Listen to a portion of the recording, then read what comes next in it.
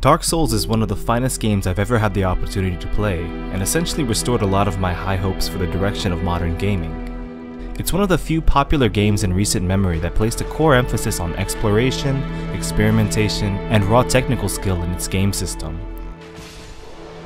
No hand-holding here. I spent over 500 hours acquainting and reacquainting myself with the landscape and inhabitants of Lordran, with over half of gameplay time taking place after achieving 100% in-game completion. Needless to say, I love Dark Souls and its unique mythos and lore. One of the great aspects of the game's design is that the story is very non-linear, and it's up to the players to put the pieces of a larger picture together for themselves. The less observant gamer could play through the entire game without actually knowing what's happening or what is at stake. Popular YouTubers like Epic Namebro and VatiVidya have created some fantastic videos discussing and illustrating the various lore and theories surrounding the game. But hardcore fans will always crave more, especially from the official source.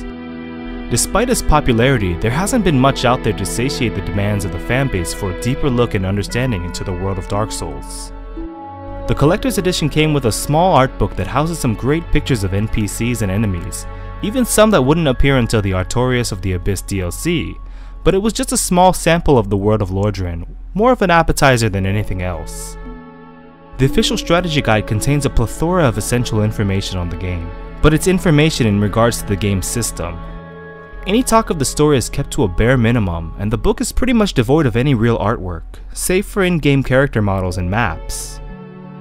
As if it were some gift from the old gods, the Dark Souls Design Works art book was released in Japan in 2012, and finally, in January of 2014, we have the publication of the English version, brought to us by Udon Entertainment. The hardbound, 125-page book is wrapped in a sleek dust jacket that is ultra-reflective on the front design, and also in the back with a stylish silhouette of the greatsword of Artorias. The rest of the dust jacket has an interesting, rough texture that feels nice to the touch. Removing the dust jacket reveals the actual book cover itself, which is done in a style more in line with that associated with Dark Souls. The contents of the book are divided up into 3 chapters, as well as various sub-chapters to break things down into a more coherent order. The first chapter is labeled concept art, but it's a bit of a misnomer. In this section, you'll find a lot of the iconic Dark Souls imagery found in promotional material, as well as artwork of the key figures and locales scattered throughout the game. Chapter 2 is labeled Design Materials and makes up a large majority of the book. These are mostly just images, but once in a while there are annotations that describe things, such as the function of a certain item, or giving more in-depth details of a character. The first part shows a lot of the places you visit in Lordran, with conceptual artwork, closer looks at some of the architectural design, as well as some things that never made the final cut. The Npc Materials section gives us a better look at the memorable characters of Dark Souls, including fan favorites Solaire, Sigmire, and Black Iron Tarkus. You even get to see what Oswald is supposed to look like under his mask, and some of the discarded designs for the famous hat that is part of Big Hat Logan's namesake. There is no lack of boss and enemy artwork, as a majority of this section is comprised of them. Many of these pictures are just single images of an enemy, but there are also quite a bit of designs which show multiple angles of the enemies. Additionally, some alternate ideas for the character designs are shown, which is really cool. I would have loved to have seen unused designs or concepts for some of the more memorable characters, like Gravelord Nito or the Ceaseless Discharge, but that's just a minor grievance. The equipment and weapons of Dark Souls also get a fairly large spotlight in the Design Materials section. The starting armor sets of each character class are showcased quite well here, with even the Deprived class getting an elaborate look on the proper application of its loincloth. Unfortunately, not all of the weapons make an appearance, but most of the unique and more interesting designs are accounted for. Seeing a lot of the shield design ideas is one of the highlights of this section in my opinion. Finally, there is a brief 4-page section dedicated to designs that never made it to the finished game, and some of these are quite developed and fascinating.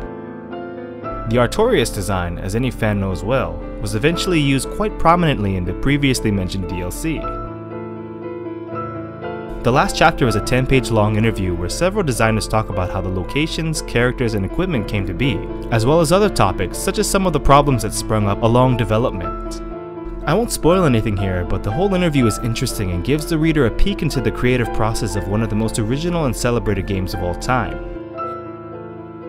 While the Dark Souls design works is an awesome part of any fan's collection, it's not exactly a perfect package. There really isn't much in the book that expands on the Dark Souls world, which is fine considering it's marketed as an art book.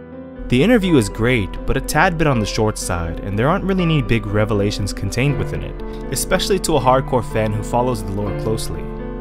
And while there's a sizable amount of images, illustrations, and concept art in the book, artwork from the Artorias of the Abyss DLC is completely omitted, which is strange considering that a few pieces were included in the Collector's Edition art book, even before the expansion was available.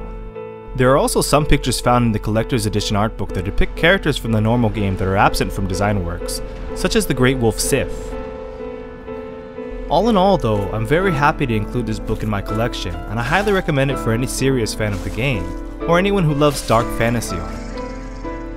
It has a cover price of $39.99 US, but can be found cheaper at online retailers like Amazon. Anyway, I hope you enjoyed the video. Now go out there and play some Dark Souls, or Dark Souls 2, and pick up this book.